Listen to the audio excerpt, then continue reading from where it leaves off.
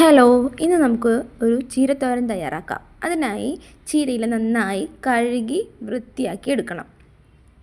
കഴുകി വൃത്തിയാക്കിയ ചീരയില വെള്ളം വാരാൻ വേണ്ടി വയ്ക്കുക. ചീരയുടെ തണ്ട് നമുക്ക് തോരൻ വയ്ക്കാൻ ഉപയോഗിക്കാവുന്നതാണ്. തണ്ടുകൾ ചെറുതായി അരിഞ്ഞെടുക്കണം. ഇനി നമുക്കിതിലേക്കുള്ള അരപ്പ് തയ്യാറാക്കാം. അരപ്പിനായി ചിരകിയ തേങ്ങ, കുറച്ച് ജീരകം, ഒരു പച്ചമുളക്, ഒരു കറിവേപ്പ്. അരപ്പ് തയ്യാറാക്കുന്നതിനായി ചിരകിയ തേങ്ങ, കുറച്ച് ജീരകം, പച്ചമുളക്, കറിവേപ്പില, ആവശ്യത്തിന് മഞ്ഞൾപ്പൊടി എന്നിവ ചേർത്ത് ഒന്ന് ഒതുക്കിയെടുക്കാം. പാൻ ചൂടായി വരുമ്പോൾ കടുക് പൊട്ടിക്കണം. അതിലേക്ക് നമ്മൾ അരിഞ്ഞു വെച്ച ചീരത്തണ്ട് ചേർത്ത് കൊടുക്കുക. ഒന്ന് വാടി വരുമ്പോൾ അരിഞ്ഞു വെച്ച ചീരയില കൂടെ ചേർത്ത് കൊടുക്കാം.